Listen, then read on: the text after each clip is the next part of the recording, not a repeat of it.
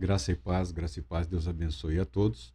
Estamos de volta agora, nesse momento, com a teologia sistemática do Miller Erickson. Miller Erickson produziu aqui uma teologia sistemática, publicada também pela Vida Nova. Eu tenho comigo aqui a segunda edição. Nós estamos usando também o material dele para falarmos sobre escatologia e na introdução ao livro de Apocalipse, continuando os estudos sobre Apocalipse, e temos aqui também um livro dele especificamente sobre escatologia, escritos em tempos diversos, um complementa o outro. É um erudito, um batista, extremamente conservador. O material dele é excelente, produz aqui algum diálogo com vários conceitos, com vários movimentos, tá? É um homem do respeito, é um homem muitíssimo educado, o material dele expressa isso. Nós estamos usando várias teologias sistemáticas porque estamos no capítulo 12 da carta do apóstolo Paulo à igreja de Corinto. A igreja de Corinto, o apóstolo Paulo escreveu com recomendações acerca dos dons espirituais. Aparentemente, o apóstolo estava preocupado que o mau uso ou a compreensão inadequada dos dons espirituais, né, uma espiritualidade ali se formando numa igreja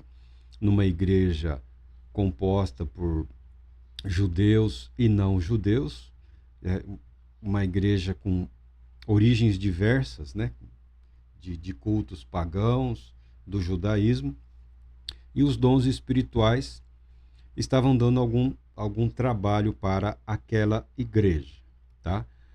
Nós passamos a abordar porque alguns usam os textos do apóstolo Paulo para atacar o movimento, né? O movimento pentecostal, o movimento carismático, a renovação, para atacar o uso, a busca de manifestações espirituais, especificamente dos dons espirituais, variedade de línguas, palavra de sabedoria, palavra de conhecimento, dons de cura e por aí afora. Vamos tratar de cada dom assim, cada dom será tratado no contexto apresentado pelos vários autores. Não consideramos justo, não consideramos adequado que pessoas que se apresentam aí como defensores da fé manipulem o texto sagrado para ofender, insultar ou desacreditar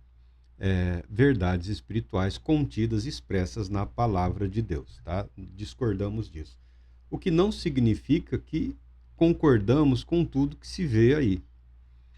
Porque a Bíblia fala de operações, manifestações e realizações do Espírito Santo. Vamos ver aqui esse texto aqui do capítulo 12, o apóstolo Paulo fala: existem diferentes tipos de dons, mas o Espírito é o mesmo.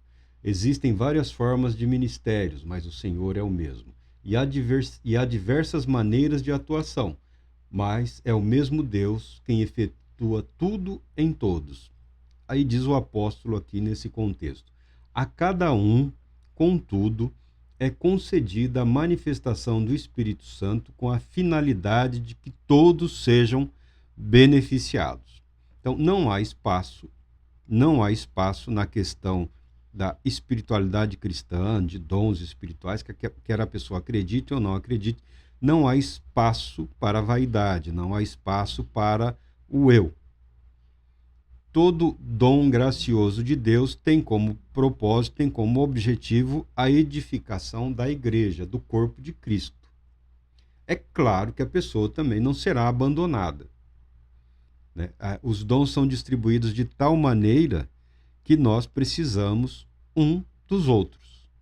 Não existe essa pessoa superdotada, supercapacitada, na qual todos os dons operam segundo a necessidade, tá? Não é isso. Todos precisamos de auxílio, de conforto, de exortação, de palavras de edificação. Todos nós necessitamos, todos nós precisamos e o Espírito Santo atua através do corpo de Cristo para a edificação do corpo de Cristo, da igreja de Cristo Jesus, para louvor da glória de Deus Pai Todo-Poderoso. É uma postura, uma posição aqui dele, que eu já estou resumindo aqui.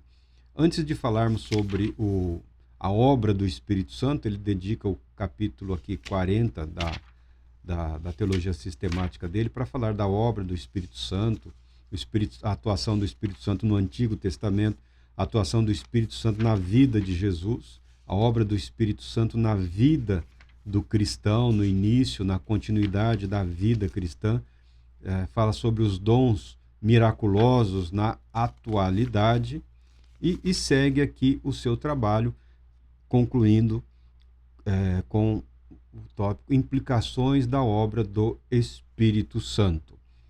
Fica óbvio, torna-se evidente que o Dr. Erickson não participou e não participa dos movimentos de renovação espiritual. Tá? Ele é um batista conservador.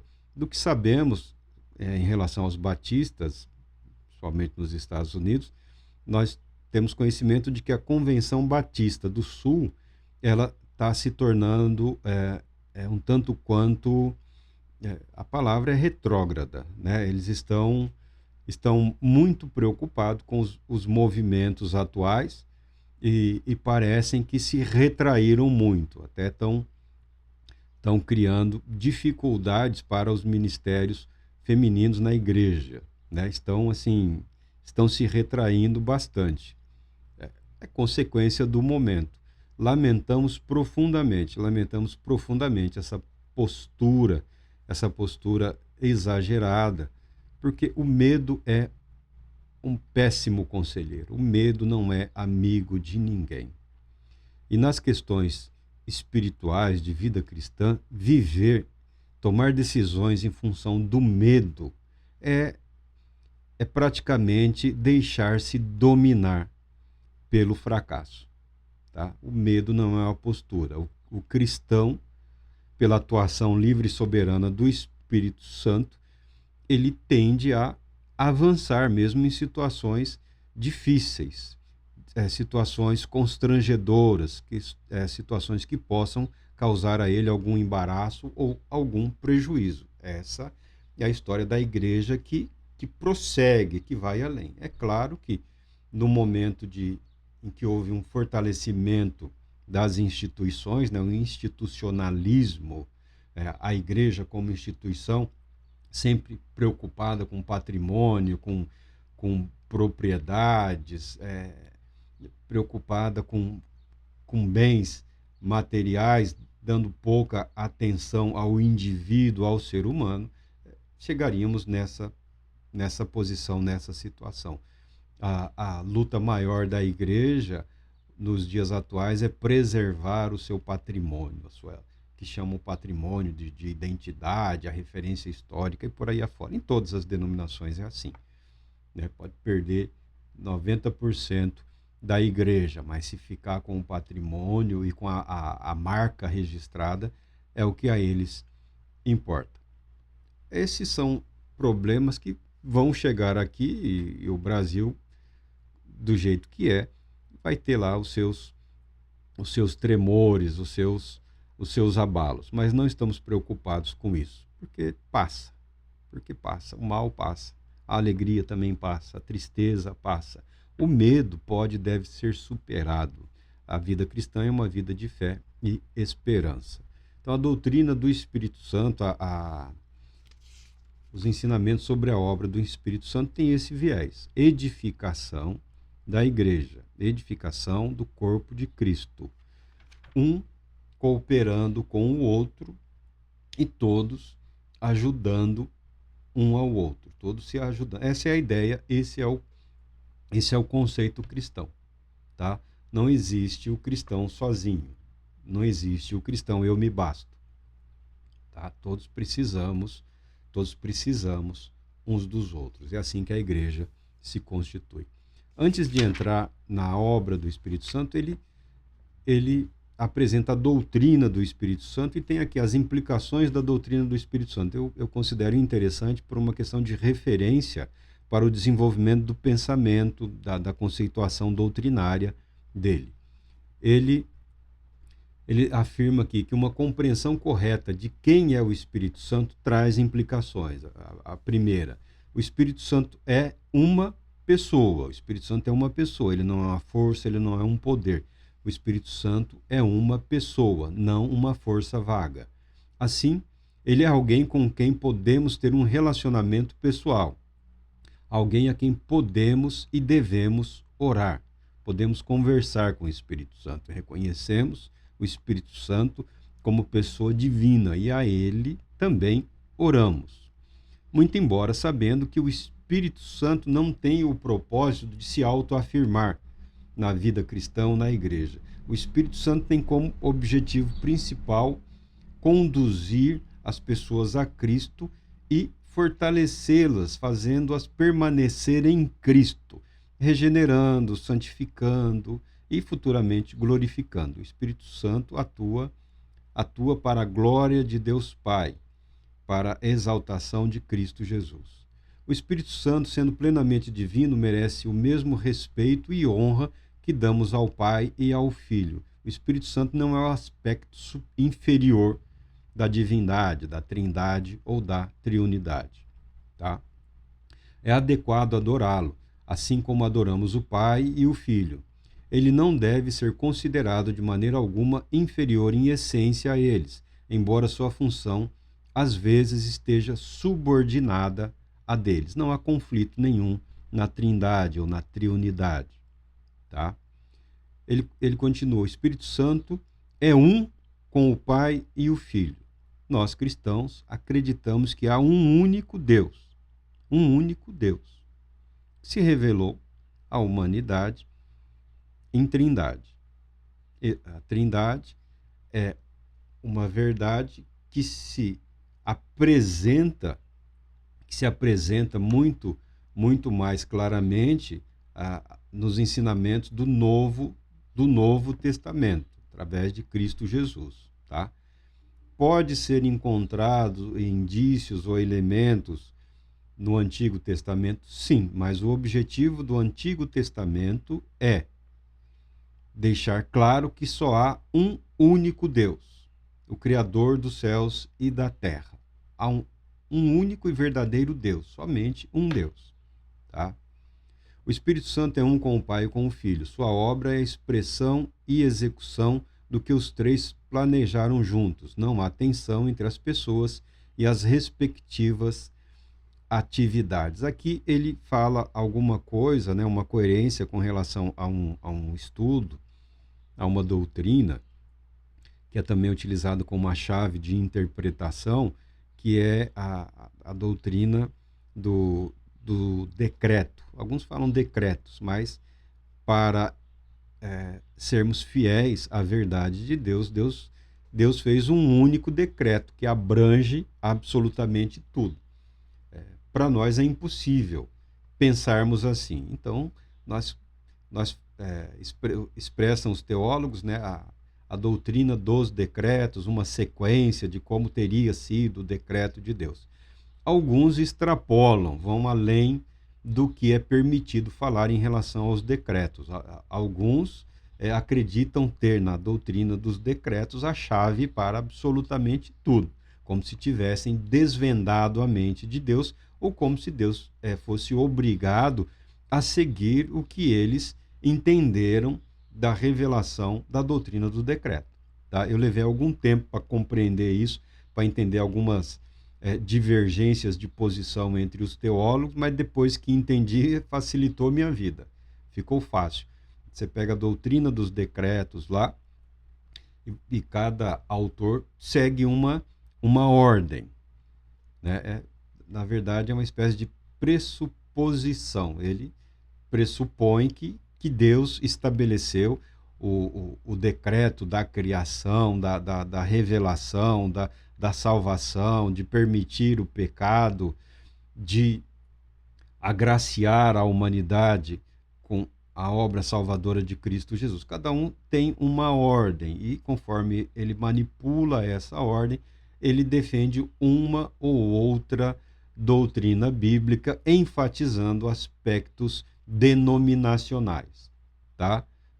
Tá lá na doutrina dos decretos. Você precisa estudar, depois que você pegar o jeitão, você acaba conseguindo visualizar a concepção do indivíduo, o quanto ele está sendo fiel às Escrituras e o quanto ele está preocupado em defender a posição doutrinária particular da denominação que ele defende. Esse na minha opinião, um grande problema na teologia, uma grande dificuldade. Não que eu considere errado o teólogo estar comprometido com a fé que ele declara, que ele afirma, que ele estuda, que ele se dispõe a ensinar. Mas a maneira como se tenta justificar determinados, assim, bastante específicos comportamentos ou posturas, acaba criando, assim, pelo menos na minha opinião, uma fragilidade na expressão doutrinária. Qual é o problema de confrontar a igreja ou a denominação, as doutrinas ou os princípios com a palavra de Deus? Não há como justificar o erro, não há como justificar a rebeldia ou a rebelião. Mas permaneçamos aqui com o Dr. Erickson. Deus não está distante. Deus não está distante. No Espírito Santo, o Deus trino e uno, ou seja, o Deus triuno, se aproxima de nós e faz isso a tal ponto que passa a habitar em cada crente. Ele, na verdade, está mais intimamente envolvido conosco agora do que na encarnação. Por meio da atuação do Espírito, ele realmente se tornou Emanuel, Deus conosco. Compreendendo isso, há motivos suficientes para o cristão se desarmar em relação à obra do Espírito Santo. Preocupado ou não com os dons espirituais, não estou preocupado com dons espirituais, mas a pessoa do Espírito Santo é de suma importância, a atuação, a ação, a liberdade que ele necessita obter para agir na vida do cristão para a glória de Deus, tá? Lembrando sempre que o Espírito Santo não é uma possessão. Nós vamos entrar aqui em alguns textos do Antigo Testamento, por exemplo, Ezequiel fala que foi como que o Espírito entrou em mim, né? Como se tivesse sido possuído. Mas ele está expressando a experiência dele. Ele está expressando o que ele sentiu, o que ele compreendeu, de ser conduzido, de ser convencido, de ser levado, de ser acompanhado pelo Espírito Santo, de ter a sua mente à disposição do Espírito de Deus, ser conduzido em estados de êxtase aqui, no caso do profeta Ezequiel, de visões, algumas incrivelmente complexas, de uma beleza assim que as pessoas têm até uma certa dificuldade, se perdem às vezes nas visões que o Espírito de Deus concedeu ao profeta Ezequiel. E o Dr. Erickson, ele termina aqui os capítulos ou os textos sempre com um cântico, um poema, né? Ele tem aqui: louvai o Espírito, Consolador de Israel, enviado do Deus Pai e do Filho para nos abençoar. Louvai o Pai, o Filho e o Espírito Santo. Louvai o Deus Trino. É de uma senhora, Elizabeth Charles. Esse parece um poema, um cântico, dá para ser um breve louvor, uma oração, né? É uma louvação ao Deus Trino, ou Deus Triuno, e ao Espírito Santo. Nisso nos afastamos completamente do material que nós apresentamos também de espiritualidade, no que diz respeito ao judaísmo, tá? Eles não suportam, não toleram essa doutrina cristã da triunidade de Deus. Ponto. Os islâmicos também não. E eu deixo claro, para nós cristãos, é uma doutrina muito difícil explicar, muito difícil explicar. Ou você vive essa fé, ou você vive essa convicção, essa concepção, essa verdade revelada na Escritura, na palavra de Deus, ou você não vive, tá? Os filósofos, de um modo geral, têm imensa e terrível dificuldade com isso. A teologia natural, entre aspas, ou filosofia natural, ou até mesmo a filosofia, ela tem dificuldade, tá? Tem uma teologia, a filosofia faz uma abordagem da pessoa de Deus, mas eles não conseguem conceber a triunidade. Através da história da igreja, a trindade, a triunidade é apresentada historicamente conforme o desenvolvimento histórico da revelação. Deus, o Pai, Deus, o Filho e o Espírito Santo. Pannenberg é um dos que desafia o desenvolvimento da teologia, do conceito doutrinário da trindade, da triunidade, nos textos do Antigo Testamento, junto com a progressão da revelação de Deus para a humanidade. Ele desafia, mas ele encerrou também, ele se foi e fica para outros aí essa tarefa, tá? Fica para outros essa tarefa. Com relação à obra do Espírito Santo, o doutor aqui, ele vai tratar de algumas questões, né? De algumas questões. E ele deixa claro o seguinte: ele vai tratar da obra do Espírito Santo no Antigo, da obra do Espírito Santo na vida de Jesus, a obra do Espírito Santo na vida do cristão, na vida do cristão, a atuação do Espírito Santo no início da vida e na continuação da vida cristã. Ele vai abordar os dons miraculosos na atualidade e as implicações da obra do Espírito Santo. É um resumo. É bem resumido aqui o material apresentado por ele. Mas é um material muito bom, muito elegante, muito bem descrito, muito bem formulado. E ele começa dizendo o seguinte: a obra do Espírito Santo é de interesse especial para os cristãos, pois é especialmente por meio dela que Deus está pessoalmente envolvido e ativo na vida do crente. Além disso, no passado recente, esse aspecto da doutrina relacionado ao Espírito Santo, a obra do Espírito Santo, tem sido objeto de grande controvérsia. Qual é essa controvérsia? A controvérsia é que algumas pessoas, observando determinados movimentos espirituais, avivamentos, renovação espiritual, tal qual nos dias de hoje, vislumbraram alguns excessos, perceberam, e realmente houve, e aumentou muito agora, algumas reações que causaram espanto. Ainda hoje há alguns comportamentos em nome do avivamento que causam, eu não diria nem espanto, causam revolta, causam indignação, tá? Porque não são compatíveis com a obra do Espírito Santo, tá?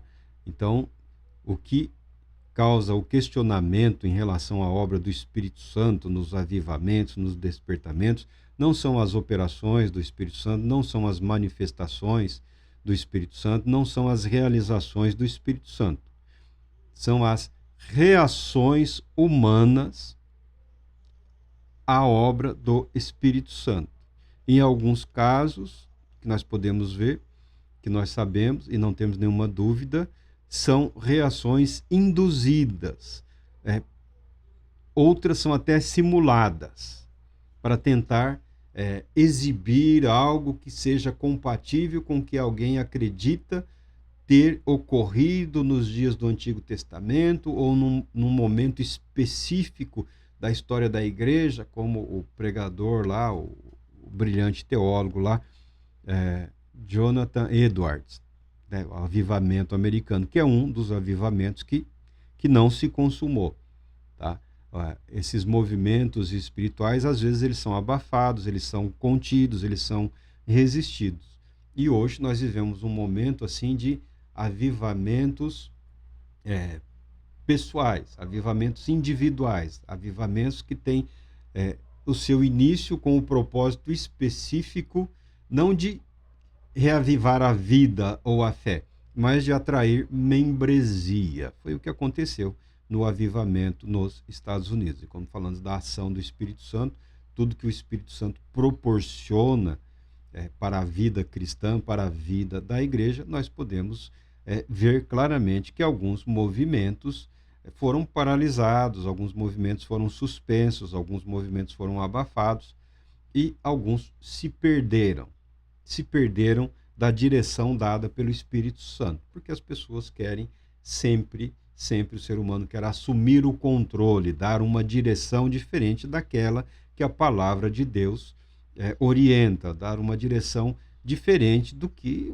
os apóstolos, as escrituras ensinam em relação à obra do Espírito Santo. Porque você fala, Marco, que eles chamam de despertamento lá, que ocorreu nos Estados Unidos, com as pregações do Jonathan Edwards e outros pastores também. Porque logo, algum tempo depois, os americanos entraram na guerra civil. Tá? Então, aquele movimento poderia ter levado a uma renovação espiritual, a uma transformação nas convicções político e social dos indivíduos. O movimento ele é dominado por algumas lideranças justamente para manter, né, o status político, social, econômico, né, para não mudar nada.